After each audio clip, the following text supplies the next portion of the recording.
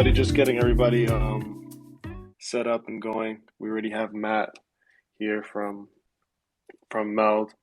We'll be getting started pretty soon. Just making sure we have everybody in here. Looks like we got Victor and Ken here too. Oh, okay, let me find them. Get them up here.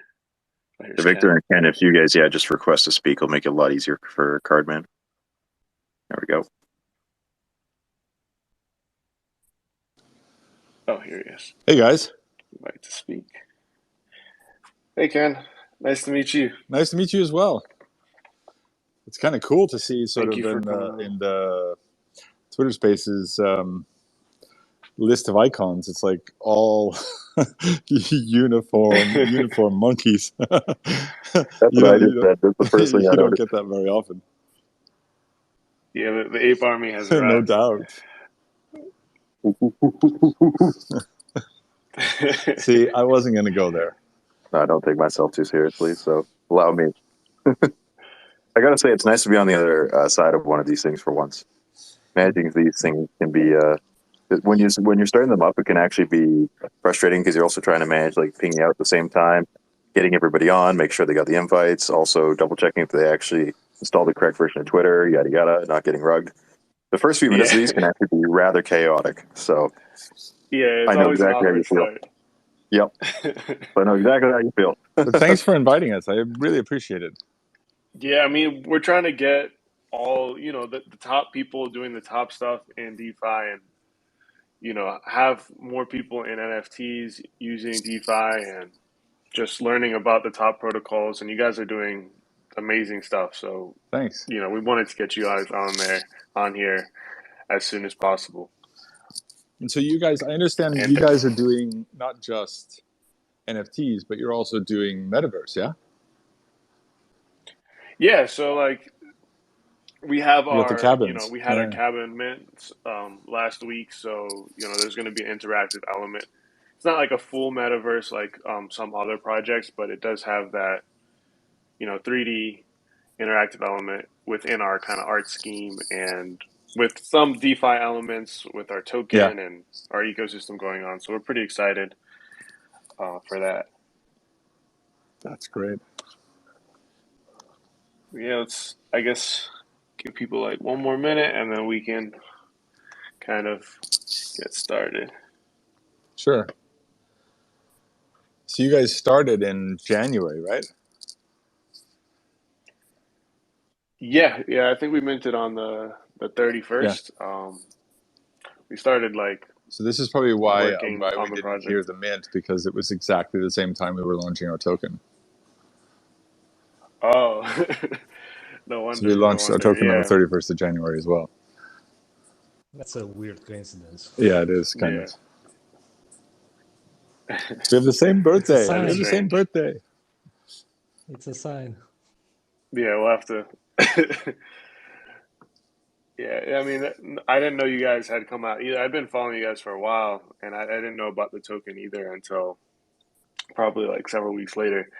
So that's probably probably a similar Yeah, reason. exactly. You're focused on making sure you get yours working correctly, and Yeah, it wasn't an easy time to launch on Cardano, so you had to sort of be extra diligent.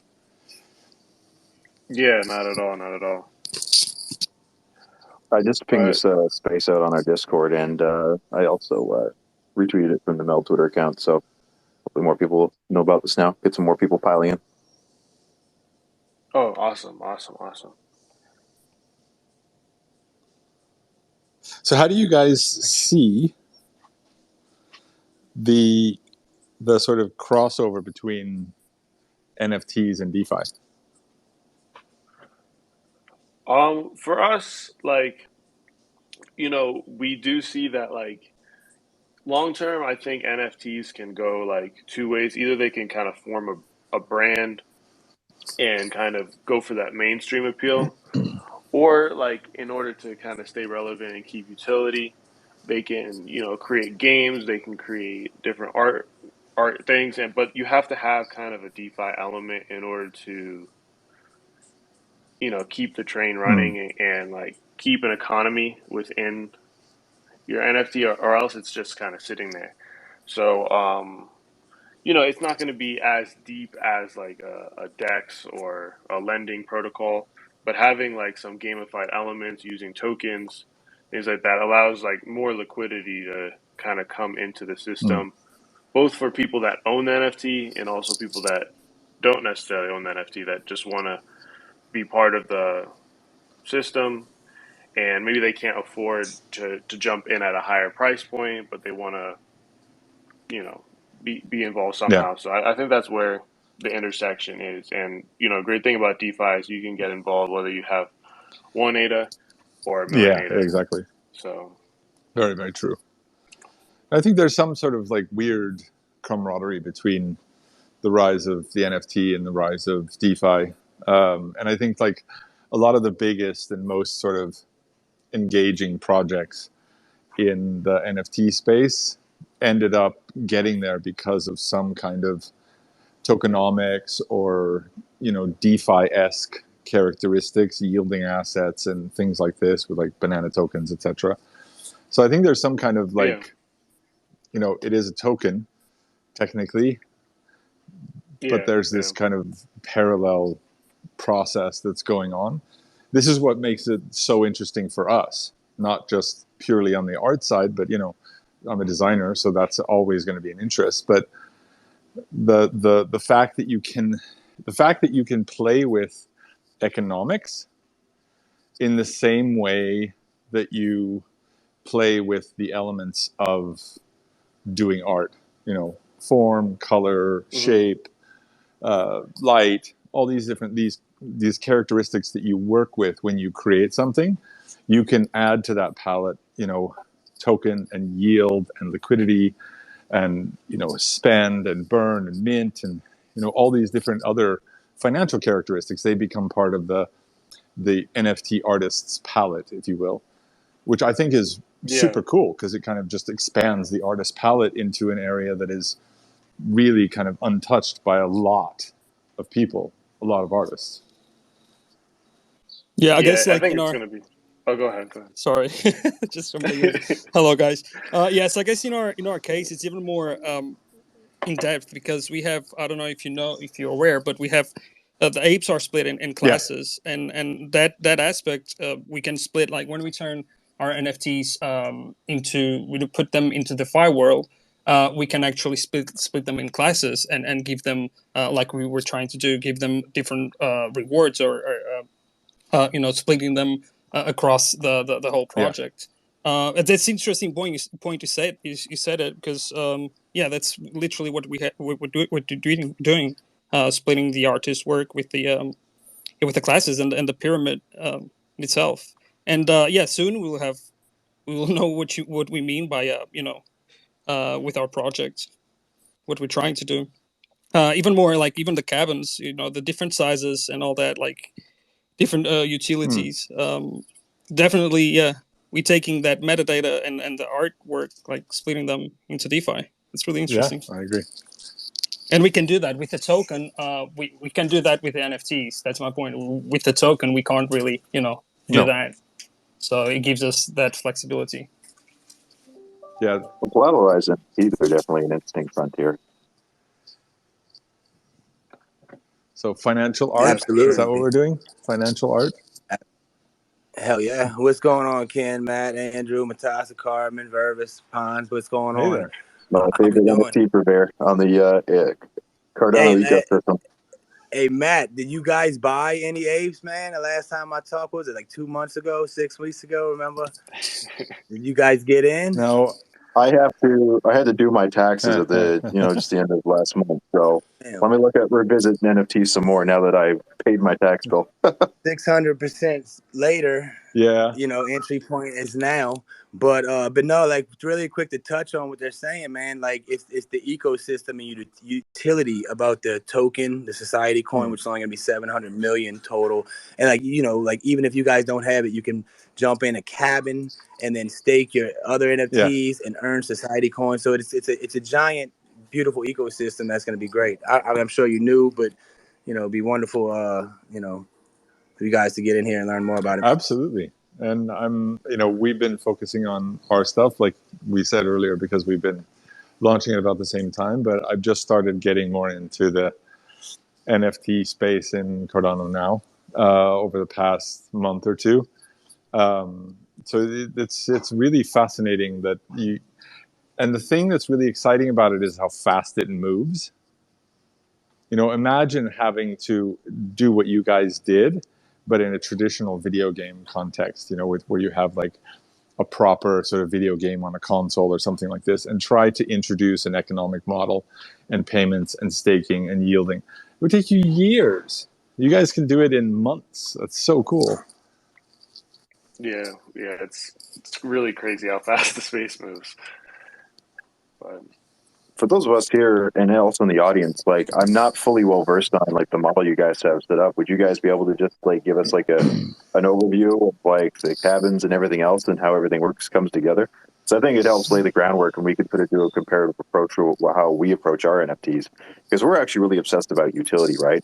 We're always thinking about like how we can innovate and what we can do with these things, and it sounds like you guys are innovating too. So if you could just explain that out to us in the audience, we can sort of compare notes here. yeah, for sure. So like, I guess it starts with our apes, and everything starts with the apes. And we have, as Matasa was saying, we have 35 families split into 7 classes. And basically that, puts your standing in the society somewhat. And it goes from craftsmen to all the way up to nobles. And So it's an ordered hierarchy. basically, what was that? Like an ordered hierarchy. Like the you go Exactly. up the ranks, it's a bit more rare and more valuable, ostensibly. Exactly. There's only Gotcha. 70 nobles up at the top, Gotcha. and at the bottom there's a lot of craftsmen. But essentially, kind of how we have it going is that as we kind of launch our system right now, we're doing like kind of an airdrop of our tokens. But when staking comes out, the higher up you are in the hierarchy, the more society tokens you get. And society token is the Yeah. token of our ecosystem. And, essentially you're going to be able to use these tokens to purchase items for your cabins. And, we had the cabin mint last week. And kind of the unique thing we have going that's creating a gamified system is that we have the craftsmen, which is at the bottom of the pyramid, are the people that can kind of create items for the cabin. So essentially, they are able to build. So you assign your craftsman, I want to build a pool table, I want to build a chair or a rug or whatever it is. And essentially, after that's built, you go and you can sell it on the marketplace to everybody else. So, So is this like an inflation control mechanic where craftsmen are the only ones able to introduce new assets, but they're sort of like speed limited or something? I'm yeah, interpreting this correctly. Okay. So I exactly, might just keep exactly. interrupting and extemporaneously just to sort of like kind of expand out where I think you're going here, just for the sake of the audience and my own edification. Yeah, for sure, for sure. And the cool thing is that since they're the largest class and also at the lowest entry point in terms of price, it allows new people coming in or people with multiple of them to kind of create an earning stream of society that they can then use to buy other assets or participate in other ways in the ecosystem, or even swap it back to ADA if they want on a DEX. And it creates an ongoing utility for the system. And we additionally have additional stuff coming on along the way for society. So the craftsmen kind of have a high earnings potential there. And we also have our frame system and several other things going on that allow people to earn society. So it's kind of just like an ongoing game for people to accumulate as much society as possible so they can either flesh out their cabins or save it for future use, or maybe sell it back for ADA if they want. So there's a lot of different flexibility as to what people can do, and And these we're assets excited for are, that. and these assets all go into the metaverse. Yes, yes, yes. All the furniture and stuff they buy, they can kind of put it around their cabin and decorate it how they want. And you know, when people, when someone comes and looks at their cabin, they can kind of see the layout and they can interact there and everything. So it'll be pretty exciting. Do you have like when somebody makes an object and then somebody else puts it in their cabin, do you have a way to see the author of the object, like it was made by this guy or stuff like that? No, not at the moment. I mean, all the assets are kind of pre-made in our art style by our team, and so you won't be able to see who made it, literally. Even though, I mean, that's a pretty cool feature. So maybe that's something that we can throw into the metadata so that it's always there.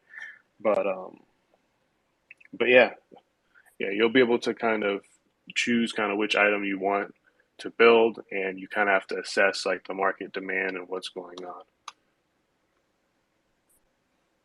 Nice. Yeah. And then you're saying the cabin has its own like sort of staking mechanic. No, the cabin doesn't have a staking mechanic. You take your ape, or you can also use other NFTs that are not apes that we approve, and you stake them in a frame, and then you can put the frame in your cabin, and essentially, as long as you have your NFT framed, you're receiving society on a daily basis or whenever you want to withdraw from our system, and then you can take that society and use it to buy the assets. And it's a deflationary, Matt. It's deflationary. You need society to buy your frame. So the people that are new to the ecosystem, like yourself, saying didn't want to spend $2,500 on a floor ape, which is a craftsman, you can buy a cabin, right? You can then maybe get 1 or 2, 3, 4, 5 frames, right? In a cat. The cottages are small, right? And they got 3 sets. So then you will have an NFT other than an ape. You will put inside that frame and generate. You click stake. They're gonna have a website.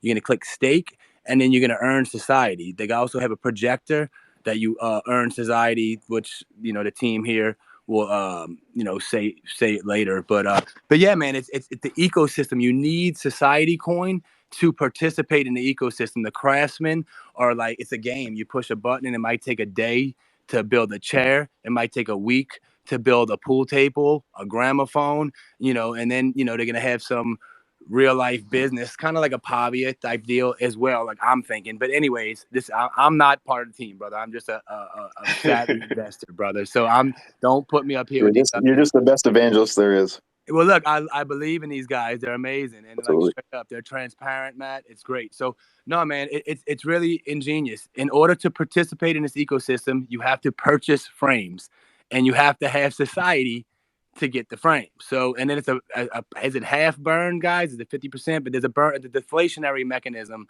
to this, and there's only 700 million society. So it's just amazing for you DeFi guys, for people like me that like the games, and it's really eight floors because the Kings were forgetting too. So these guys have really, stepped it up a notch, and they're ahead of the game on Cardano. And I'd love to talk more about it, but I don't want to take the shine off these guys.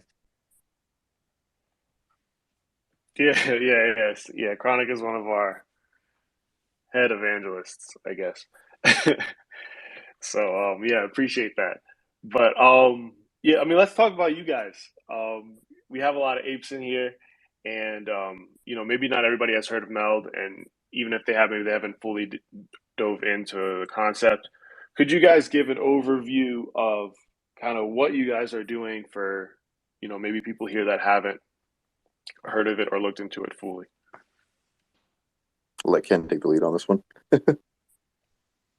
Sorry, I was talking already, and I was on mute. Apologies. I figured someone was on mute. you missed the brilliant bit. Yeah, now it's going to be this boring. So MELD is a lending and borrowing protocol. So we do lending and borrowing as a DeFi protocol. So everything is non-custodial and decentralized.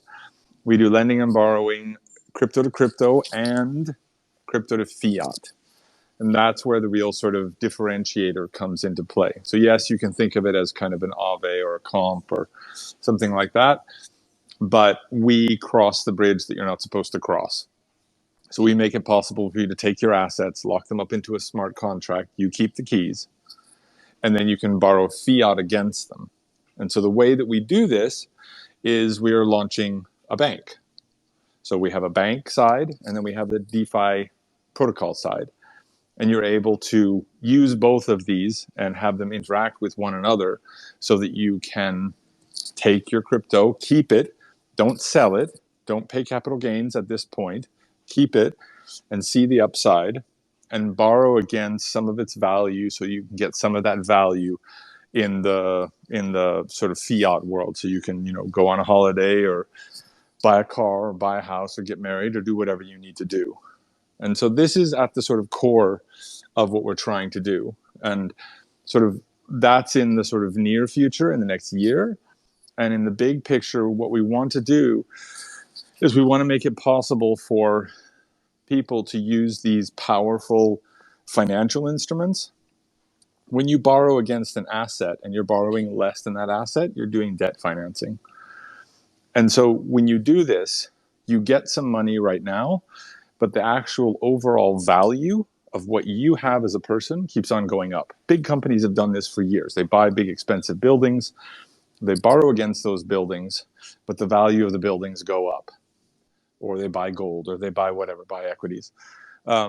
We want, and this has always been the domain of extremely wealthy people or large companies. We want to make this, we want to give these tools to everybody. Doesn't matter whether you're a Wall Street trader or you're a waiter in Brazil. We want to treat them exactly the same interest rates, same terms for the loan, same yield. Everybody gets the same thing. You know, right now you see massive inequities. You know, a waiter in Brazil. You have finance of what we're trying to do. And sort of that's in the sort of near future, in the next year. And in the big picture, what we want to do is we want to make it possible for people to use these powerful financial instruments. When you borrow against an asset and you're borrowing less than that asset, you're doing debt financing. And so when you do this, you get some money right now, but the actual overall value of what you have as a person keeps on going up. Big companies have done this for years. They buy big, expensive buildings, they borrow against those buildings, but the value of the buildings go up. Or they buy gold, or they buy whatever, buy equities. We want, and this has always been the domain of extremely wealthy people or large companies. We want to make this, we want to give these tools to everybody. Doesn't matter whether you're a Wall Street trader or you're a waiter in Brazil. We want to treat them exactly the same interest rates, same terms for the loan, same yield. Everybody gets the same thing. You know, right now you see massive inequities or inequalities when it comes to what people pay for loans, especially in Africa. You have loans in Africa, short-term loans that are 20%. Versus, you know, somebody in, you know, American Midwest who's going to pay 2.5%. We want to get rid of this kind of very, very old-fashioned notion of different people get different sort of choices or different access to financial instruments. We want to get rid of this kind of old model of, you know, DVDs that are locked to a specific country, and we want to just make it available to everybody the way that Netflix does. And so this is at the core of what we stand for, and when it comes to MELD and a DeFi protocol. And this is where we're trying to steer our ship, and we're trying to help be a part of the narrative in the crypto space. Yeah, just to add on to that idea, like the whole idea of decentralization is trying to take the third party out of it. Because traditionally in the corporeal space and everything else, you always needed a facilitator, right? To be able to be, you know, facilitate exchange between two parties, right? And so traditionally that's been banks. So if you look at like even something like Spotify, right? That's a service. You have the artists on one end creating the content. You have us on the other hand as consumers. And something like Spotify is the facilitator. But as like a 40 billion market cap company, they're consuming a lot of the profits. And a lot of artists, have contentions with Spotify's business model and how much they actually earn from streaming, right? Since they're the ones creating all the content that Spotify uses. It comes down to this debate is like, how much should each user be entitled to, each party be entitled to? And traditionally, the facilitators have had all the power. And so they're able to command an enormous share of the profits, right?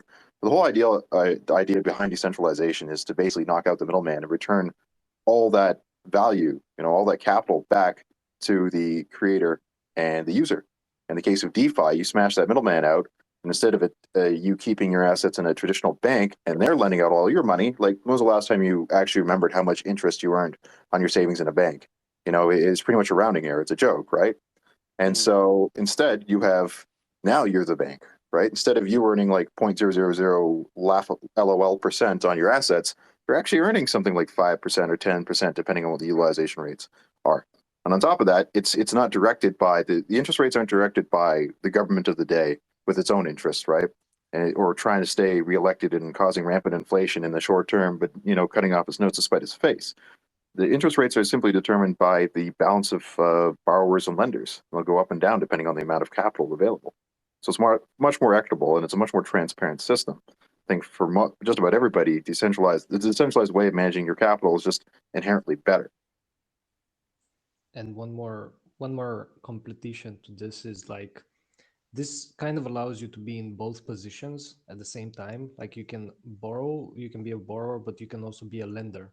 And that kind of puts you in a position to see why stuff happens like it happens. So you kind of like, because if you just borrow money and you see like a 2% interest, you're like, why in God's name is that the case? Like, why can it not be lower? But when you're in both positions, then you start understanding, well, yeah, I wouldn't lend out my money for an interest at that level. So it gives you a different perspective also. That's amazing what you guys are doing. Like, I haven't seen, in DeFi, like, especially like bringing it out to fiat, and I think that kind of opens up a whole new market. And a lot of us, degens, I guess, are just on crypto all day, but like, allowing people to take out fiat loans and kind of close that bridge quickly, I think opens up a whole new market. Yeah, and we do it on the degen term, right? We're not doing it in the BlockFi or the Celsius way, where you have to give up keys, you have to hand over your crypto. We're doing it in the traditional. We're doing it in the way, in the spirit of the way that DeFi works, where it's all non-custodial and decentralized. So when it comes to like making a bank account with you guys in order to get the fiat, how does that work? Can anybody make it? What I can say is it will require an NFT. Speaking of that, I did buy that recent Diamond Hands NFT. Did you? I did. What will that kind of do in the long term or the short term? I didn't look into it fully, but I saw you guys release it, and I was like, I have to get this before it's too late. Yeah. And but so like, what kind of benefits will that have in the future? And is that related to the debit account? Yes, I mean, it is related to the bank account. It will get you a bank account early on. I can't really go much into any more of the details as to what it'll give you, but it'll give you a lot. I mean, a lot. So you'll be in a very, very good position when it comes to getting access to a bank account and a debit card and these kinds of things. So it will be a very, very positive thing. And one thing you will get is you'll get early access, right? You'll be first in line in regards to getting the accounts. That's awesome. And I also saw you guys have a bank manager's NFT coming out. Yeah. I guess so what's the difference between the two? Like, should we look to own both? Yeah, so the bank manager is very different. So the bank manager actually affects the characteristics of the protocol. So if you have a bank manager, then you will get a reduction in the interest rate for a loan. And if you stake MELD in our staking pools, then you'll get a boost in the yield interest or the yield percentage when you're staking. So it has an upside on both ends of the spectrum. So it's geared very specifically to we're going to be minting the bank managers for everybody that participated in at least one epoch of our ISPO. And so the idea is we wanted to basically say thank you for the people that actually believed in us. We did the first ISPO. There was a lot of FUD in the beginning that we were fake or a rug pull or this or that or the other thing. And, there was a lot of noise that was going on, but a lot of people really kind of believed in it and stuck with it and supported us. And it was important to us that we made it so that it was that we were showing our goodwill and our appreciation to the people that were there during the ISPO and helped us out. You know, when it's the most critical, when you're building a community, you're building the trust, you're sort of engaging with them. We wanted to be able to give them something. And so the other part of it was that, you know, development on Cardano is very slow and difficult right now. We're still we're struggling with some basic challenges. And so we wanted to make it so that there was something that people could get their hands on right now, in addition to just staking. And this sort of would keep the narrative up and allow people to sort of have something in their wallet that was related to their commitment and staking and participating in the ISPO. That's Yeah, awesome. That's awesome. it's basically a reciprocal act of faith. We're very happy for the people who came with us for the journey on the ISPO, because I think we're the first ones to actually do it, especially at that scale on Cardano. And it was sort of like terra incognita for everybody, right? And so it definitely ruffled some feathers by the amount of data it soaked up in the ecosystem. But it was like by the nature of an ISPO, it's temporary. The data eventually went back out somewhere. And it's a way of saying thank you to people who stuck with us for the duration of that and sort of being part of history, really. Yeah, for sure. I mean, it's definitely great to, you know, honor the people that came on early. You guys have such like a clean brand, and you know, your docs are so well done and thought out. Like, I don't know how, you know, the FUD that you guys got even came about, given how much work you guys are doing. And but you know, it is what it is in the It's ecosystem. fine. You know, Mhm. people need to get vetted. You know, in the Yeah. traditional world, you go through the process of doing formal due diligence and this kind of stuff, right? Crypto operates in a very different lane than the traditional financial world. And so it has a different set of processes. So I kind of Mhm. treat it as the sort of crypto way of doing due diligence. Can they, you know, can you keep your hand to the fire long enough for people to realize that you're the real deal? So I have Mhm. no hard feelings about it. Yeah, that makes sense. That makes sense. When it comes to like, wait, is this MELD account you guys? Yeah, it's just me. I'm just if you put up a speaker, it might draw in more people since it has like a reach of 58K. Anybody who Oh, follows that okay. account will see it up on the top of their thing, so it might just draw in more people. Okay, I cool, call cool. it I just parking. added it in. But yeah, so you know, right now we can kind of go and stake MELD Yeah. on your site. When it comes to the lending stuff, you know, I guess two questions. Is the fiat and crypto stuff launching at the same time? And No, no. The fiat will launch before the crypto launches. oh wow. Um, But and sorry, for the crypto, then fiat. no, the fiat will launch before the crypto launches. Mhm. We'll have fiat functionality before we have lending and borrowing. We'll have staking and things like that, Mhm. but the lending and borrowing is a pretty non-trivial set of technology, and timing, you know, transactions per second is incredibly critical for things like margin calls and liquidation events. Yeah. And so we have to be 100% sure that we're not going to get ourselves into a situation where the network gets congested and you end up with things like cascading liquidations. And you've seen this on All right. Ethereum, you know, these kinds of Mhm. things with MakerDAO. And so we want to make sure that the UX on it is going to be completely bulletproof and solid.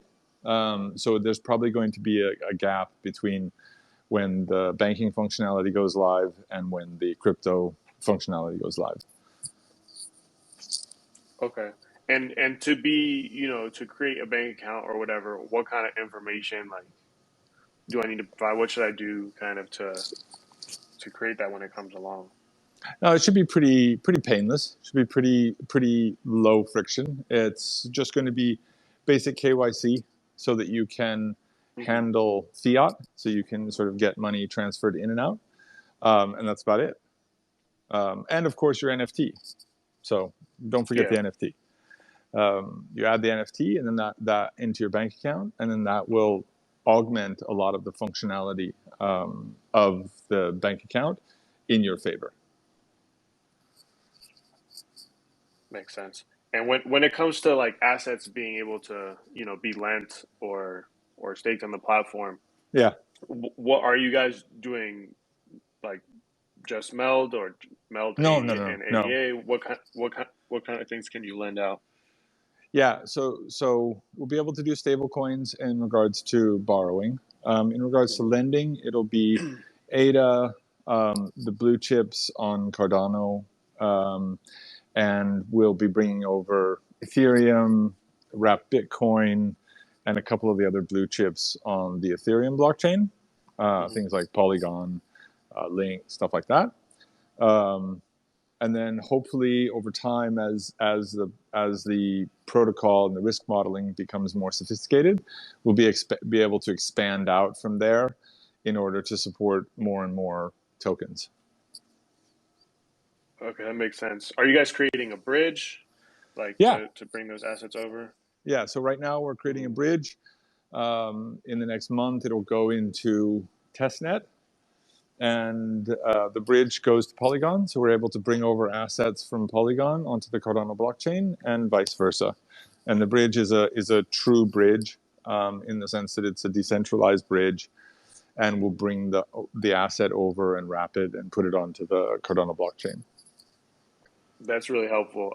One thing I've struggled with is like, you know, bringing assets back and forth. You know, by the time I swap into something that can be brought, I've already lost a ton of money. Yeah. And then like that, the asset's not always there. So it's just like, you know, I the think UX we're waiting on some quality bridges. Yeah, the UX is a problem, right? In this particular case, it doesn't have so much to do with us as much as it has to do with the Ethereum L2. So, you know, bridging from Polygon or doing stuff in Polygon, it takes a lot of time. And so we're trying our best to make it a kind of one-click experience, you know, add asset, push a button, and everything gets paid for, everything gets automated in the back end, and you're on a different blockchain. But doing that is, you know, it's a non-trivial task, but I mean, we're done. We're now going on to testnet. We're testing it out. So we're in good shape in regards to how it's working and the general UX on it. And so we're really looking forward to, in the next 6 months, opening this up for a lot of other protocols on Cardano to be able to get access to it. So you can have DEXs bringing assets over and sending assets across. So sort of the goal of the bridge was to sort of get access to liquidity, right? And so we want to make sure that access is available to as many DeFi protocols on Cardano as possible. And yeah, I like that you guys are using Polygon, especially to start, because like, you know, it's way cheaper. Yeah. Yeah. Because if you've never been used the Ethereum network before, you know, if you've only ever been Cardano, like gas fees is going to be certainly a jarring experience, to be, you know, euphemistic about it. And you'll realize once you've done a round trip on bridge assets, all of a sudden your balance is way lower. You're just like, whoa, what happened, right? And so the great thing about using Polygon is like, a lot of those ERC20 assets are already there. They're already wrapped. They already exist. And a lot of people move their assets from the layer 1 to layer 2 because there's so much less friction, right? You see like big protocols like Aave voted to V3 to run on top of Polygon because the gas fee situation just makes so many operations on Ethereum untenable. And you saw that recently with the sort of the parcel mint for Bored Apes, right? That sent gas fees shooting through the ceiling again, and it became like, for everybody else not trying to mint parcels of metaverse land, it's just like, what do you do? And so I think that was one of the big appeals of using Polygon, right? It's built to be way more capital efficient and not be like an absolute drag on your assets every time you want to take out even the smallest of operations, right? Yeah, that makes sense. Chronic, you wanted to Yeah, that was awesome. I was listening to that. You guys, what's the lockup period gonna be? Like 6 months to a few years? Also, you Lock up guys for ever what? like when you try to do a collateralized loan, like you pull out, your equity on, say you The put your MELD in the, yeah. yeah, The basic, we're trying to sort of change the basic idea of how a loan works and what a loan is. So the idea of a term for a loan, in my opinion, is kind of an outdated idea. So there is no term. You borrow and you pay back when you want to, and that's pretty much it. We might end up having some specialized loans connected to a term, but right now the goal is to try and get away from this idea of a term, because the term seems to me to be more of a benefit for the bank, not a benefit for the customer. And keep in mind too that all these loans are over collateralized, right? So all the amount of capital that's out there being lent is already like called for, is already covered by your by your capital, right? By your collateral, excuse me. So it's always available that you can always redeem and not have to worry about being short, right? Because you've already put up at least like a 2-to-1 capital ratio. So that's what helps you not be locked in, right? Because you've always got the assets ready to go to be able to redeem and just walk back out. If for some reason, the loan no longer suits you, or you want to use that capital for something else. Because we've seen opportunities in crypto are fleeting, right? And all of a sudden it's this situation is like, well, it's good for now, but a new opportunities have arisen and you're not locked up, right? You can be just as nimble as the big players who and traditionally have had access to opportunities before the rest of us retail folk, right? So it's putting everybody on an equal playing field. So that's one of the other advantages of our collateralization, is that you have a lot of nimbleness, right? There's a trade-off to everything. So you don't have to experience tax events because you're taking out a loan. You're not converting assets from one to another. So there's no capital gains there traditionally. And two, you're over collateralized, so you're always covered. So that means you can exit the position instantaneously as fast as the protocol can actually process it.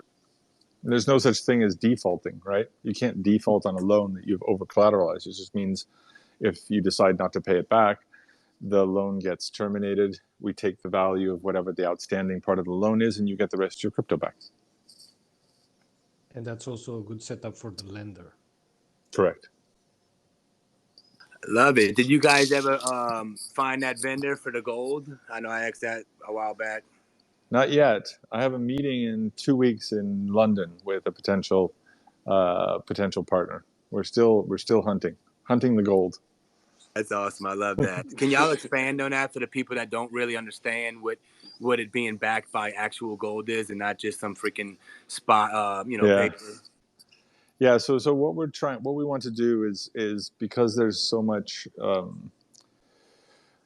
uncertainty around dollar-backed stablecoins, we're working towards having a gold-backed reserve currency, where we'll have a gold token that is a dumb instrument that simply represent a single equivalent amount of gold in a vault in Switzerland, audited monthly on chain, and does nothing.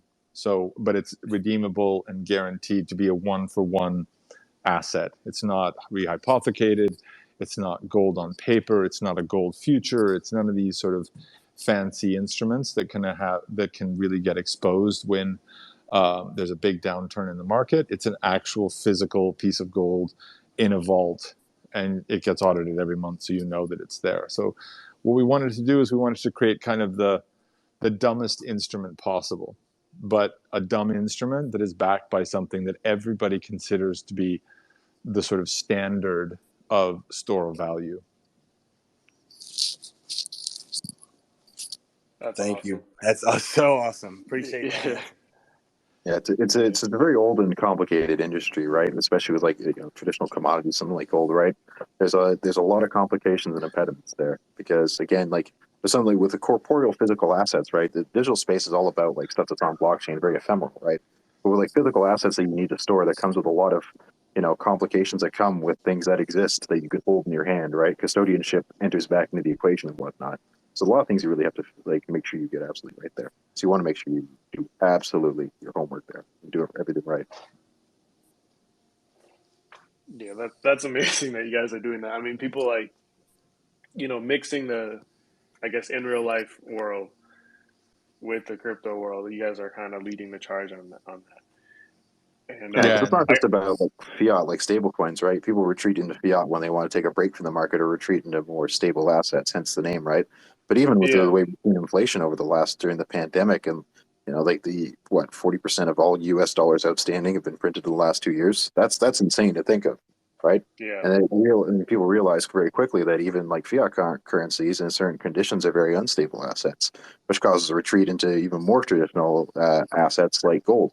So it'd be really awesome if you can convert, a really high volatility asset like crypto, and all of a sudden park back into gold and then just wait out the storm in a choppy market. yeah. Especially without having to leave the chain or do some sort of crazy like yeah, back end work on your part. exactly.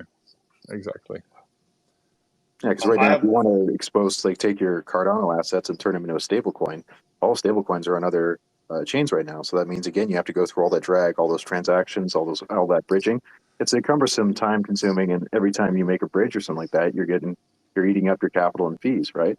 So if we can have like native, like basically something that represents gold right on the Cardano blockchain, zippity's up, bam, you're done. Your volatile crypto native, Cardano native assets, all of a sudden a very, much more traditional safe harbor asset right there. I mean, you don't have to go through so many transactions. You don't have to go through all that capital drag, all that time drag of trying to wait for all the transactions to go through across many different networks. It's just much more efficient, both on a time scale and a cost scale. And you're not Yeah, propping up definitely. USDC and Goldman Sachs, right? We're not helping these banks take over everything. That's what I love what y'all are doing. Thanks. Yeah, yeah, and yeah, for sure. Like when if I like tether at some point and like put some assets into a stable coin, it's to avoid the market, and I'm just hoping it stays stable. But if you, I guess, tether or like convert into gold or something like that, you still have the upside of gold while remaining kind of safe, which is pretty Correct. cool. Potentially. Yeah. Yeah. Everything can go up or down, but I think there's a Yeah, sort of cosmic element to it, right?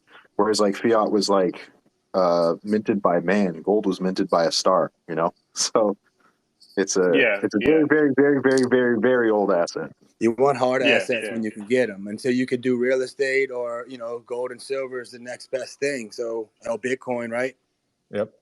yeah. It's not Absolutely. risk free, but I don't. No, It's nothing is risk unlikely free. gold. Yeah. Yeah, gold is not going to just disappear. Hopefully Well, I overnight. mean, No, think of it Yeah, this way, right? If you invest in gold, and gold, we know the dollar is going to go down 7% a year, probably more. Um, if gold goes down 7% in a year, very rarely does, but if it does, the crypto market is going to be so white hot that it's going to be ridiculous.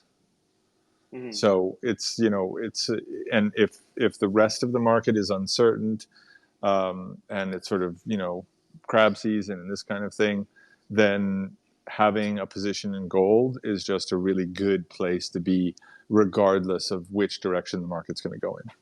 yeah, Absolutely, great hedge against this. It's printing like 80% of the money in the last 2 years, right? It's Yeah, ridiculous. absolutely. like imagine if you were a Russian a couple of months ago, right? And you decided you thought the crypto market was getting a little bit too choppy, and then you decided to convert all your assets back in the ruble, and then all of a sudden, bam, geopolitical risk. Gold doesn't add like that's not to say that certain commodities don't have their own geopolitical risk. Diamonds come to mind, but I think gold doesn't exactly have that hanging around its neck like the way a country's own currency would. yeah. This Exactly, exactly. this setup is also offering you the advantage that you don't need to deal with the actual gold, right? Because Yeah, Great that's why point. all those papers were made in the first place, because nobody wanted to store it and deal with security and all of that yeah. stuff. In time, they degenerated to like over leveraged stuff, but this won't be like that. It will be like one-to-one conversion. Well, imagine if, like you said, Matt, in Ukraine or Kansai, whoever said about Ukraine, imagine if you had 6 pounds of gold, instead of having it on MELD, right, and converted that, and you can't, how are you going to get 6 pounds of gold without getting confiscated or get beat up, stolen? Now you convert it into MELD, your protocol, jump to the border, and then get it back. It's just, Mm. that's the way to do it. Yeah, this Absolutely. like yeah, well, this kind of like representation of like a portion of an asset, right? You don't have to keep moving the metals around. Like if you're trying to move out around heavy commodities all the time, especially ones that have like a low, like high weight to price, like grain, right? What are you going to do? Like move those carts around from a rail yard to city to someone's front yard? That doesn't work like that, right? That would make commodities very inefficient for trading all of a sudden, right? So instead, you keep like what's been done for God knows centuries, millennia even. You keep the commodity like the gold in one place, and then instead you just trade basically an ownership certificate. In this case, a decentralized token representing your ownership in this asset that stays in the same place. Because Lord knows, like I say, like trying to move around heavy commodities, so we quickly make them very capital inefficient because someone needs to pay the bill for moving that stuff around, right? Yeah, for sure. And one more question on that, y'all, if you don't mind. How would you like? So the goal runs out, or so you guys get so popular, you take over this space, right?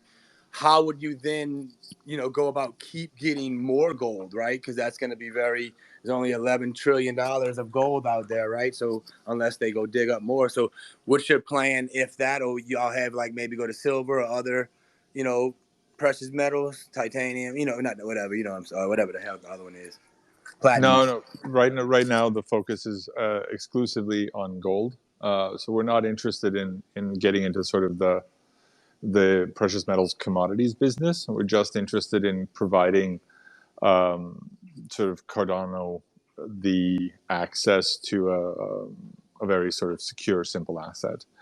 In regards to if we get into a situation where we can't buy gold, um, I mean, that's kind of a weird place to be. It's a good place to be, but it's a weird place to be. But it might happen at some point. But we just have to wait and see, and sort of cross that bridge when we get there.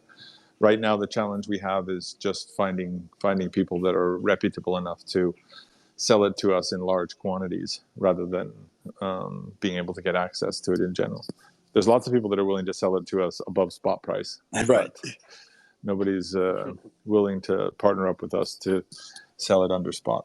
Well, that's what I was gonna ask, kind of get into, Ken, because like Matt says, they just bundle this shit up and call it an instrument, a financial instrument. What happens when all these over collateralized calls and options, one day shit happens and who's got to Ah, pay the piper? That's what I'm trying to get. that's an excellent position to be in, because Yeah, then your gold rises go, like a mofo. goes through the roof. Skyrocket, Yeah, exactly. yeah, But yeah. then you can't maybe get more gold because, right, like who's accounting for Sure, it? Like, I'm robbing Peter to pay right. Paul, you know what I mean? So Becomes a hot potato, yeah, how right? that comes about. Yeah, absolutely. But this is a known problem in the commodities market. People have known about the shorting of gold and silver for the past, I don't know what it is, 50 years. So it might very well come about at some point. I know that Wall Street Bets was trying to put a short squeeze on the silver market about a year ago. They didn't really succeed because they couldn't deploy the kind of capital that the commercial banks can deploy. But I mean, it's conceivable, but it just means that it's even more imperative for us to try and build this gold-backed stable coin as quickly as we can. Yeah, targeting a single meme stock is one thing because that's just a single equity, right? But trying to target an entire commodity asset class, well, entire commodity is a whole another matter entirety, right? And the JP Morgan precious metal desk. I mean, what's gold? 11 trillion versus like the market cap of say Right. AMC. Right. Yeah, a whole different scale. Oh I yes. had I had one more question for you guys before I open it up to Yeah. some people. You guys have this genius loan, this Yeah. self-repaying genius loan that I thought was awesome. Could you guys explain that Sure. and how that works, how that's possible? No, it's very Yeah. simple. So the way that a loan works in the real world is you put some collateral up to your bank, and then based on that collateral and your sort of credit history, you're able to borrow X. What the bank does is they take your collateral and they give it away, and they get a yield on that collateral. So the bank ends up making money off of both hands, off of both sides. So they make money off of your collateral, and they make money off of you giving up your collateral. And so all we did was look at that model and say it's very unfair. And in a transparent environment like in DeFi, it would never fly because everybody can see it. And like Victor was saying, what we're trying to do is we're trying to bring all sides to the table and have everybody on all sides make money. And so when you put collateral up to be able to borrow your fiat or borrow other crypto, that collateral goes to work and starts yielding. And what we do is with that yield, we use some of that yield to pay back the principal on your loan. So the yield on your collateral works for you, and it starts paying down your loan. So all we're doing is we're using a traditional lending model, but we're treating the revenue from it, the yield from it, more fairly so that everybody wins. MELD wins, the lender wins, the borrower wins. Wow, that's cool. So if I put like, I don't know, a certain amount down, like compared to, I guess, the regular loan, kind of where would I be? Which one? When would I take one versus the other? I guess. Yeah, I don't know exactly the sort of terms of it right now. I guess in most cases, if it's a fiat loan, you'll pay a higher interest rate if you have the Genius loan. You pay a higher interest rate, obviously, because it's a self-paying loan, and it means that we need to incentivize the people that are lending the money a bit more. But it also means, even if you're paying a higher interest rate, your interest rate is tax deductible. So in real terms, you're actually not paying a higher interest rate. But yeah, so you'll pay a higher interest rate. So if you're very, very interest rate sensitive, then you'd probably go with a traditional loan. And if you're not, then you would probably go with a Genius loan under most circumstances. Okay, that makes sense. Okay, I guess I'll open it up. We have a few people that are asking some questions. Super. I'll start with Stock Trade and then DAP Central.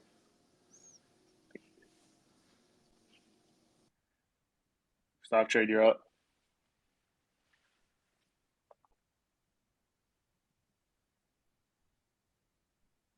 It's probably muted. It takes a second too for the session change to go through between like speaker and listener. So it's like a bit of a layover lag between going from one to the other.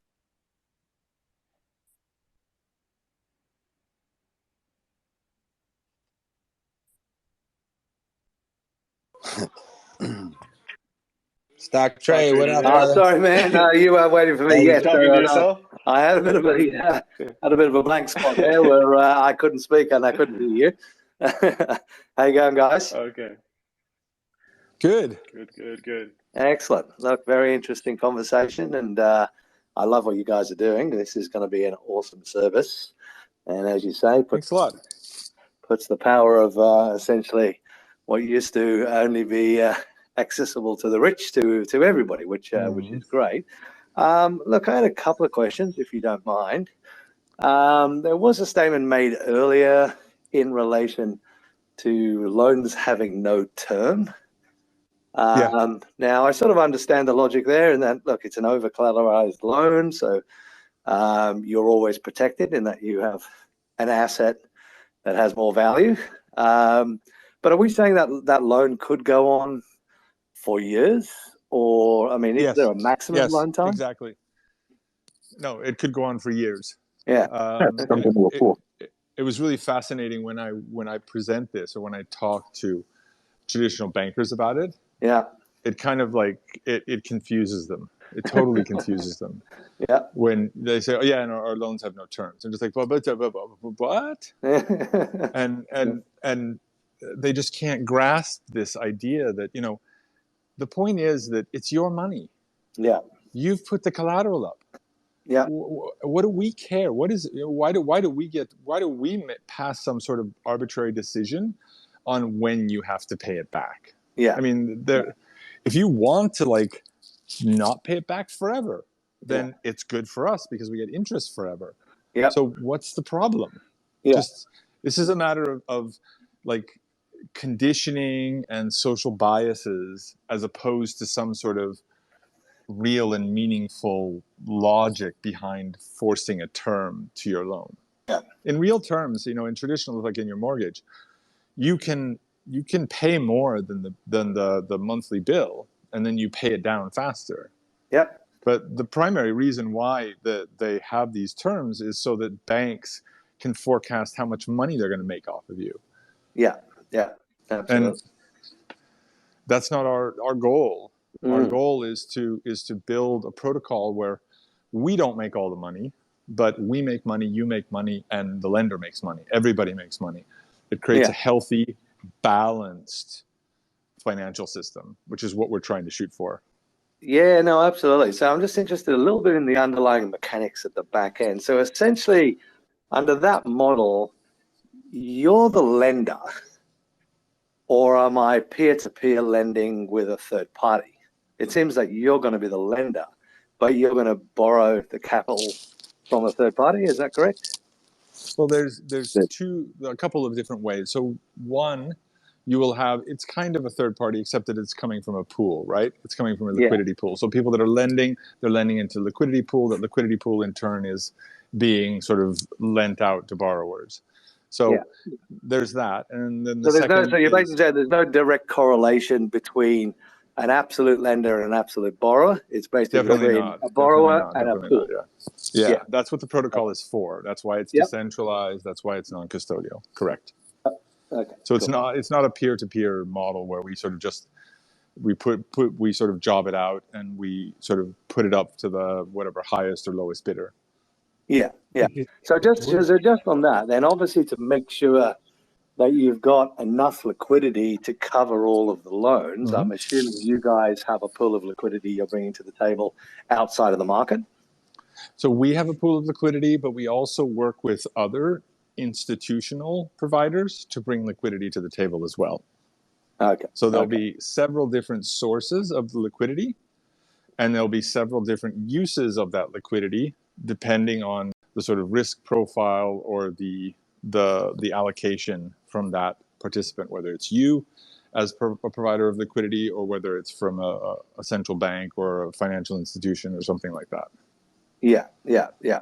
And what is it? I mean, you guys thought, well, you would have definitely modeled this, but I mean, what is a typical interest rate on a normal loan? So obviously there's the Genius loan, but let's just treat a normal loan. Well, what sort of interest rate are you thinking is going to be typical?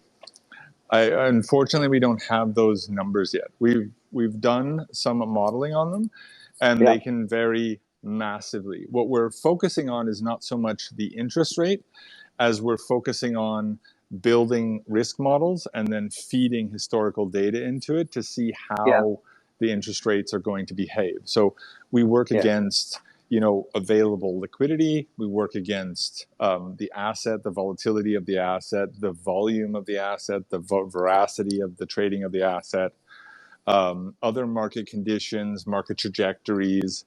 We're trying to draw upon a lot of different characteristics and create a pretty sophisticated risk model in order to be able to create a healthy risk setup that, one, yields a reasonably good interest rate, but two, it also minimizes the amount of risk exposure to the overall ecosystem. Yeah, yeah. So you're basically going in with some, I suppose, predetermined baseline numbers, and then you're going to learn algorithmically. Correct. Yeah. Yeah. And so we'll base it on historic data, and then we'll be relatively conservative about that. And then we will only support a handful of the most liquid assets.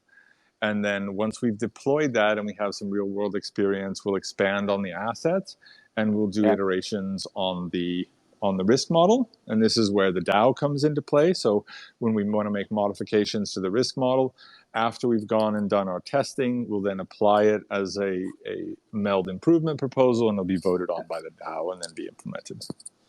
Yeah. So you're doing some sort of actuarial analysis from the get-go, Yeah. and things will then essentially fluctuate. We have staff quants. Yeah. Okay. Cool. Now, look, I may have missed this, so this is my final question, and then I'll let somebody else jump in. I find this super fascinating. I've in the past I've set up a fintech, which was so I connected with all the banks and obviously met with a lot of the financial markets. And I have to admire what you're doing. This is next level stuff. I understand how hard it is. So the other one, and I may have missed this at the start, is to do with NFT collateralization. So NFT collateralization, yeah. Yeah. So essentially, I think I caught part of that conversation. So you can put up an NFT. You could not have joined it because we don't have NFTs as collateral. Oh, okay. Yeah. Doc, you're talking about their diamond hand. It's MELD right now, and you'd have first access to that. You have to own MELD's NFT. Yeah. So the conversation about NFTs was that we issued diamond hand NFTs as a thank you to people that participated in the ISPO in the first 3 weeks. Yeah, and I have these. Yeah. Oh, you do? Okay, great. So so this diamond hands NFT will afford you early access to the MELD bank account, and will give you a whole bunch of very valuable incentives or discounts in operating that bank account. So that's what we were talking about in the context of NFTs and the banking. But we won't have you won't be able to borrow against NFTs. The reason for that is we don't feel like there's any real efficient way to do price discovery on an NFT in any kind of reasonable time frame. And well, so you'd have to have a really, really massive LVR, right? So like 20% or something. Right. Yeah, exactly. And then it wouldn't make a whole lot of sense because NFTs fluctuate so massively, and it would just end up resulting in a very, very bad user experience for everybody, where it might be a bad day, and then the floor drops, and then you get this massive set of liquidations, which a lot of these protocols have no problem with that because they make a margin on the liquidations. I was going to say some protocols are actually built with a business model on liquidations. Yeah, exactly. And our goal is to try and avoid that. Our goal is to try and create a good experience for everybody, not try and, squeeze people for liquidations. Yeah, no, absolutely. So just I suppose a follow-up question on the banking side. So you guys don't have a banking license, right? Because it's decentralized. Is that correct? No, we have an EMI license. Oh, you do? Oh, okay. Yeah. Mm-hmm. All right. And is that's a US-based license? Good grief, no. I was going to say, No. Yeah, that would have been a huge red flag. Yeah. Okay. That would also give me all gray hair, and I'd be dead of a heart attack probably. No. It's in process, and it's an EU license. Okay. Cool. Yeah. Cool. So we'll start with EU EEA, and then we'll passport out. Yeah. No worries. I just I suppose just because of what you just said there, I'll just have a quick follow up, which is, depending on, let's say I put Bitcoin up, and let's say for some horrendous reason Bitcoin dropped 50%.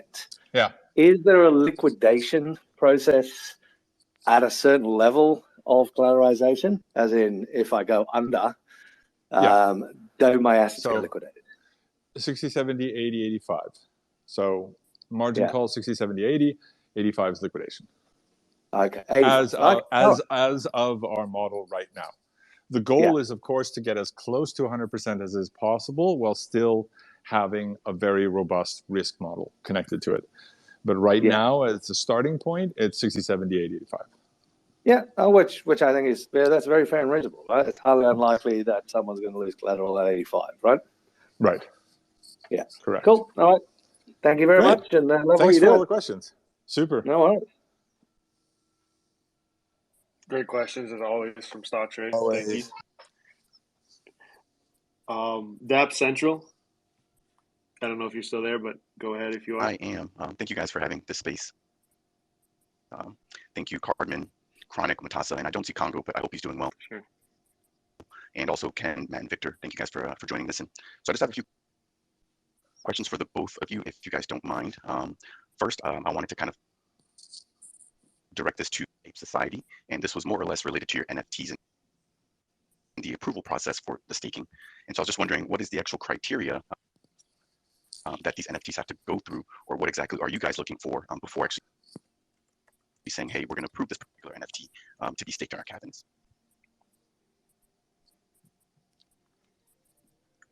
Can you repeat that last part? It's like you're skipping a little bit. Yeah, I was. You're Sorry popping in and out. about that. Can you guys hear me? Yeah, look, I heard the question. So look, you just tell me if I'm wrong here, Cardman. But essentially, I think what the guys have said is the rule is pretty much any NFT will be approved, providing it's not a rug pull. I don't exactly know how they're going to do that, but did we not sort of say most things are whitelisted from the get-go, Cardman? Yeah, so we'll be like probably adding things in. Basically, we just have to put the policy ID of the NFT into our system, and then you'll be able to do it. So we'll be doing it for like all the major ones to start, and just adding as we go. But yeah, we'll have more information on that later on. There's a reason that we're doing it like that. Yeah. Okay. And beyond even the obvious reason, but yeah. Right. And I guess I just wanted to kind of get a better understanding of how you guys were vetting these projects, but that does offer a little bit of clarity. My next question was just about the rising floor prices of the apes themselves.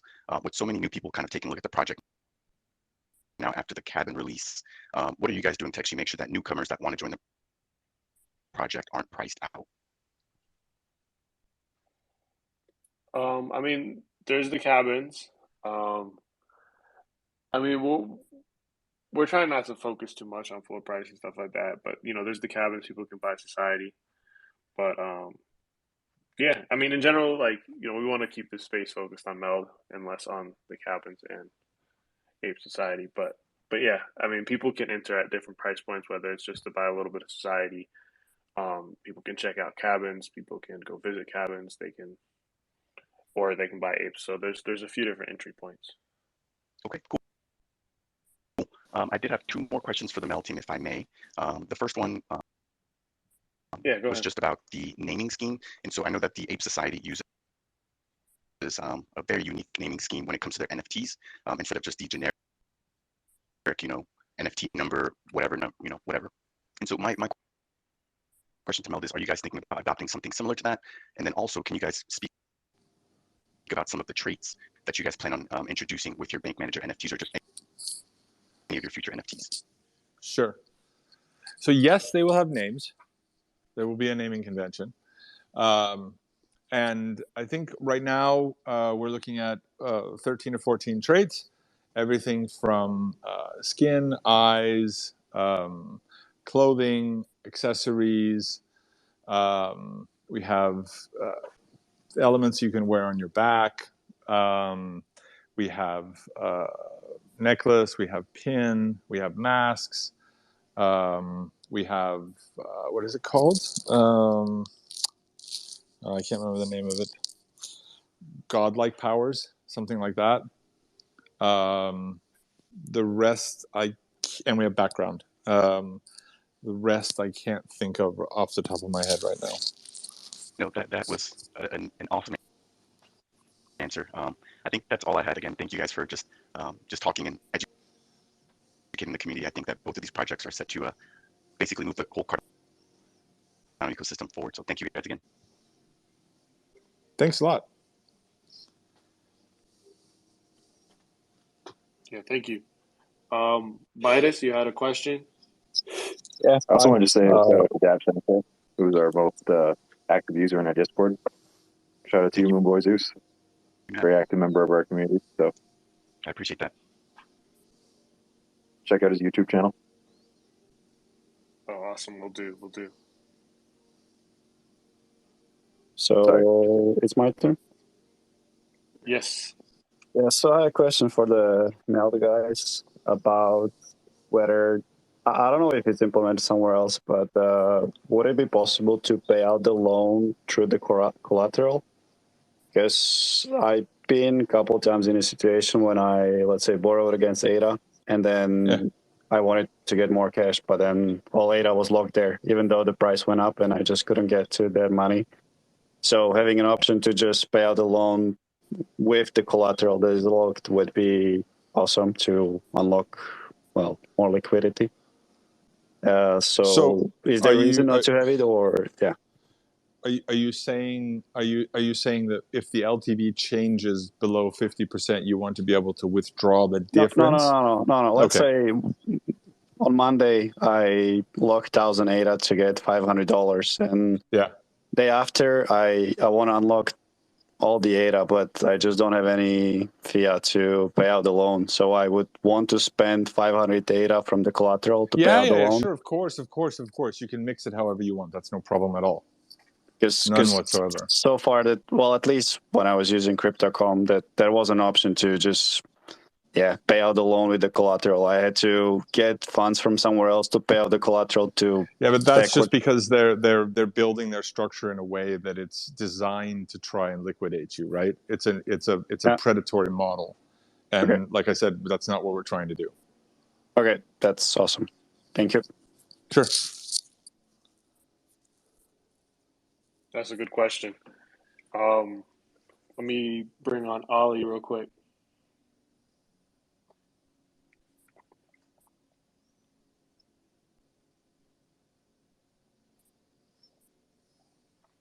Oh, you have the floor once you've connected.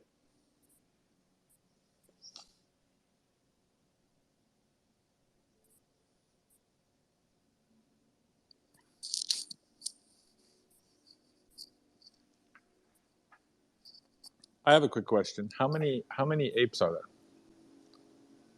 How many apes? There's 7,000 apes in total. Okay. And how did you come to the 7,000 number? It worked out we wanted to not have a full 10,000 to keep it like a little bit more limited than the typical collection, to make it a little bit more exclusive, and then it worked out with the math a little bit, like with the families and everything. So. Okay, understood.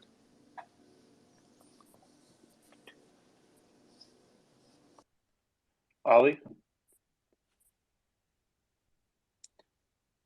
All right, I guess we can come back if you return, but I'll put on adjective animal. Hey, while y'all wait, what time's y'all Twitter space on Wednesdays for everybody? Excuse me. So I know MELD does a Twitter space every Wednesday, right? Mm-hmm.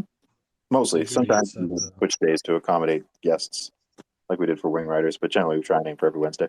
Chill a little bit, Matt.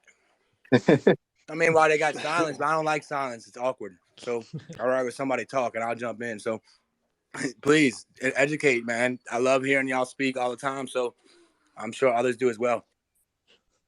I think Stock Trader has his hand up. Ali, you there? The next one's actually going to be for 3 p.m. Eastern. I've already got the guests signed up. They're quite well known, actually, so this might be actually a rather big one. You get an opportunity to ask some people who were movers in the crypto space, especially Cardano. I actually wanted to test out something because one of them has a particularly big platform on Twitter, much bigger than MELD's. So they want to see, like, maybe between the fact that they have a big platform and advance notice, how many people we can get on this next one. So it'll be quite interesting. Look forward to it. That's cool. Stock Trade, feel free to jump in. And adjective animal, I can't add you for some reason. But, you probably run out of speaker slots. You might need to start dropping some people down because there's a limited number of co-hosts and speakers. Yeah, or you add the co-host. Either way, Carmen, I can drop. I mean, I can drop the MELD account too. I was just putting it up here for visibility for others. So you only drop the MELD account down. There we go. So look, just a quick question. You mentioned the banking license. Just haven't gone through that process for an Australian ADI. It can be fairly time consuming. Do you guys have any sort of time frames on when you're expecting that to sort of get approved?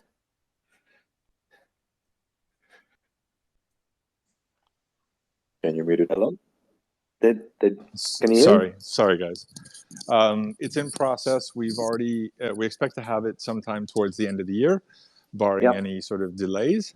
We've already sent our legal opinion documents, and we've had meetings with the central bank. They've given us feedback on our models, and they've given us a general green light in the entire process. So expect it sometime towards the end of the year. But again, it's not up to us. It's up to the regulators. So we can only go based on what they said.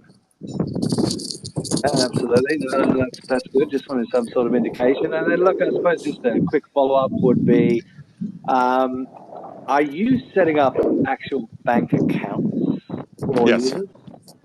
Our customers will have SWIFT and IBAN accounts. Okay, perfect. All right, excellent. That's it. Well, let's and debit cards. Okay. Oh, debit cards as well. Okay. Yeah. Okay. Yeah. Interesting. Well, I mean, yeah, absolutely. And this is one of the things that the NFT will help to augment is how the debit card behaves. And is the debit card plugged into MasterCard and Visa, or what's the back end? What's the cardman? Well, we haven't signed contracts with them yet. It'll obviously be one of the two, but we still don't know which one. Whichever one's going to give us the most upside and is going to be the most friendly towards crypto. Yeah. Okay. Cool. All right. Thank you. There are so many questions I want to ask you guys about the debit card, but I know you guys can't give out that info yet. I've been searching for a go-to crypto debit card. I know, but I mean, let's have a conversation offline and just tell me sort of what the perfect debit card is. That's what we're trying to do. That's what everybody wants. Okay. We're customers as well as we're makers, right? We all want the same thing. I mean, the debit card. For sure. I'm going to be customer number one on the debit card, and it's going to make me so happy to have a debit card designed for a user, not designed to frustrate a user. But we also want to make sure that there's less confusion, right? Because a lot of people are like running on assumptions based on like traditional banking, right? Like the reason you have to have a bank account is because there's a certain amount of like minimum infrastructure you need in order to bridge to the fiat world, right? You need KYC because of existing regulation. Banks need to know who they're operating with, right? It's understandable, and you need an account because that fiat has to go somewhere. But also, I think one of the YouTubers and entities in this Cardano space, like, said that MELD would be holding your fiat and letting it out and making money on your fiat cash like a traditional bank. It's like, no, we're not. We only want to operate as much as we have to in order to offer those fiat services to you. But again, MELD is a decentralized service and it's trying to stay that way as much as possible. We have absolutely no interest in holding your fiat and like letting it out in that way. And so that was a bit of confusion. Actually, the license we're getting doesn't allow us to. So it's very simple. Yeah, it's a more facilitation thing that it is like trying to operate like a traditional bank. It's meant to literally like just bridge to the traditional fiat world, make your experience easier, right? The facilitation mechanism. It's not like a traditional trying to be. You're supposed to be the bank, not us, right? Otherwise, it goes against the idea of decentralization, right? Yeah. But someone based on that, that misinformed assumption, ended up. Is that you, stock trader, or Ken? Your mic's sort of picking up everything outside. Yeah, but basically, that's based on like just a faulty assumption based on like a traditional understanding of banks, and then immediately started spreading fraud. MELD's going to be making all sorts of money on your cash. Like, no, we're not. But like people just immediately jumped to assume that, right? And it was like nefarious. Like there's some sort of insidious thing there. So we want to make sure that like everybody's properly educated, because like even though these are things that we just know to be the case, it's just like, oh, I guess maybe we didn't consider that. People would assume this, that, A, B, and C. And then even more frustrating is that they go to assume the worst thing. It's just like, what are you talking about? You could have just asked us first, please. Yeah, absolutely. So Matt, let me just ask another quick question, which is, I'm assuming you watched the Jack Mallers presentation on Bitcoin 2022. No, I missed that one, but I definitely watched the Peter Thiel one. Yeah, look, I mean, I think it's worth watching the Jack Mallers one, right? Because he's obviously talking about setting up payment rails outside of Visa, MasterCard, and Diners Club, right? And Amex, using the Lightning Network.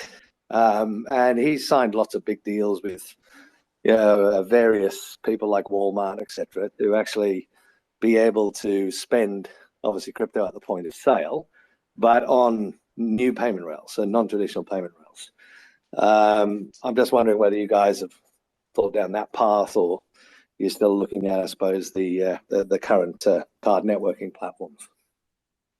I am not a blockchain engineer, but I'll just offer a very superficial assumption, but I could be very off based on this one. Lightning Network, like Bitcoin is similar to Cardano in that they're both UTXO models, right? And the Lightning Network is a state channel, just like Hydra, right? So essentially, it's a layer 2 that gets spooled up on top of it.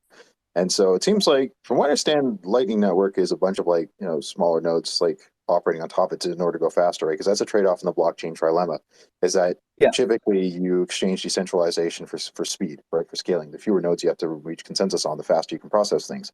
That's why things like Visa and MasterCard are able to process so quickly, because they're just going back to their server. They don't have to validate with anybody else.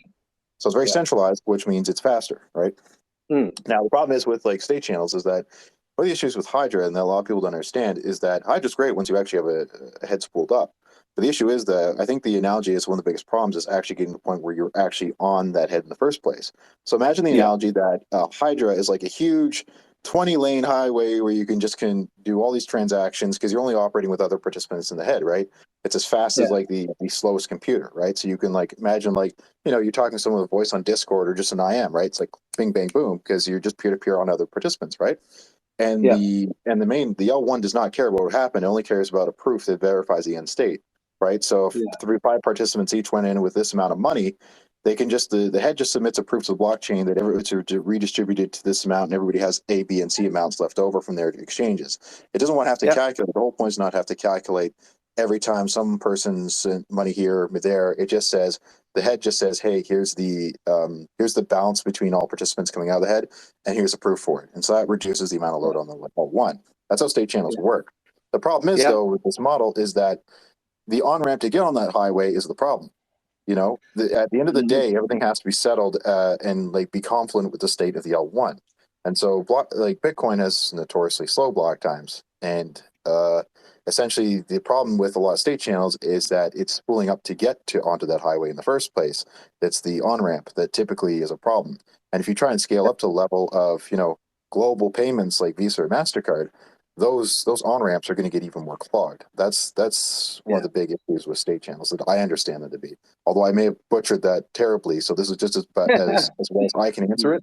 So in its current state, no. Maybe that could change. That's the whole point of development and improving these things. But I don't know enough about Bitcoin's architecture to be able to answer give you a more thoughtful, verifiably true answer on the state of state channel technology, specifically Lightning. But that's how I understand it, and I could be wrong.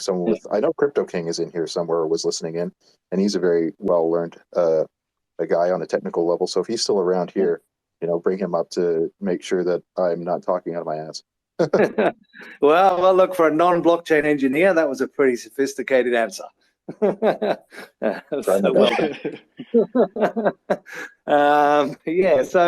I suppose what Jackie's saying, and look, this is obviously true, is essentially banks the transaction that happens when you scan your card at a point of sale terminal is not a settlement transaction.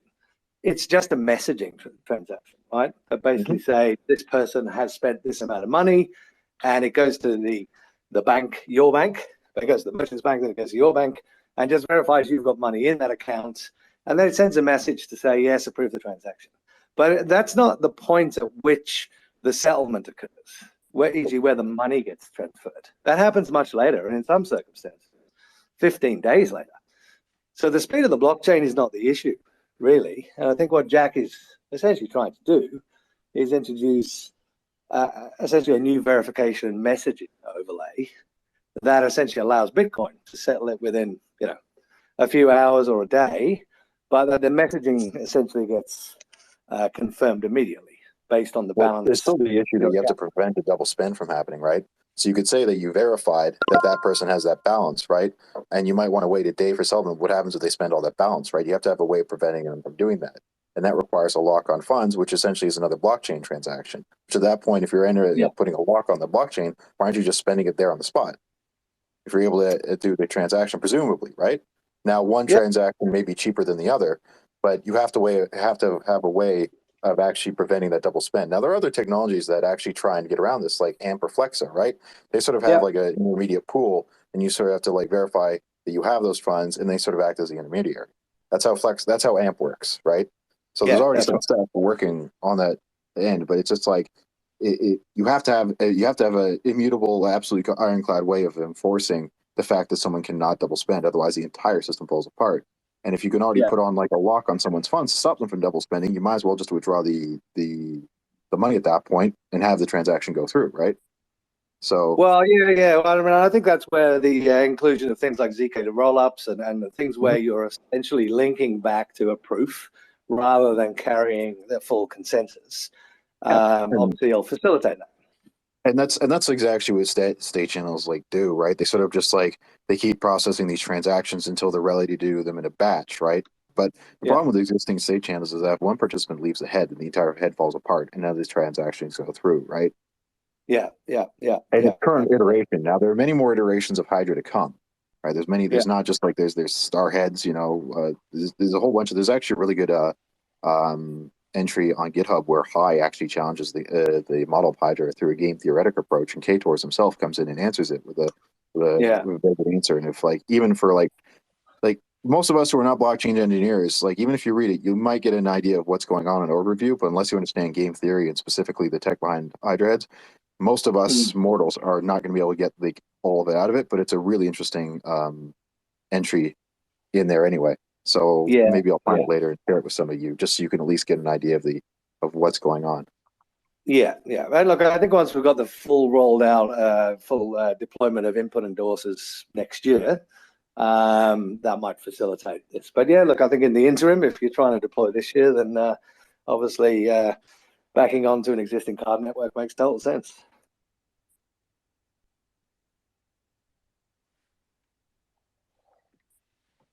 Yeah, for sure. Yeah, I mean that was actually really good. Sorry. Oh, go ahead. Go ahead. Adjective? I thought you had your hand up, Adjective. Nobody's spoken yet. Oh yeah, I forgot. Go ahead if you are still here. Opium junkie, adjective animal. Hey guys, can you hear me? Yes. Oh, Alex. Yep. Wait. Sure. Hey, thanks to the MELD team for doing this, and also to ApeForce, because I think for a lot of us on Cardano, we may not be used to some of the DeFi concepts that the Ethereum crowd has been used to for a long time now. So I really dig these spaces that you guys are doing. So I want to say thank you for that. I came in a little bit in the middle of the gold piece, and I wasn't sure that I understood. Is MELD going to be issuing a gold-backed stablecoin? The gold-backed reserve currency, correct. So the goal, and we're working towards this, but we don't have a gold supplier yet, is to issue a gold-backed reserve currency. So I was wondering, okay, so you're going to have these gold reserves, and of course for going back to forever, whenever we would issue some kind of a receipt that represented gold, there was the temptation to have fractional ownership of that gold. Correct. So this would essentially be a similar IOU basically, except that it lives on the blockchain. But the gold itself, what assurance would there be that it's not fractionalized ownership, that it's not allocated, and that the gold is really there? Yeah. So part of the process and the process of actually minting the token is not done by us. It's done by a third party auditor that is a sort of a professional auditor that audits that particular vault supplier. So companies like Brinks, etc. So we will take the audited data and we'll bring the audited data on chain. And so the audited data will tell you how much gold there is in either grams or ounces, and that will determine that will be cross-referenced against the total number of supply, so they have to match. And it will also tell you whether there's any outstanding instruments against the gold. Got it. Okay, thank you.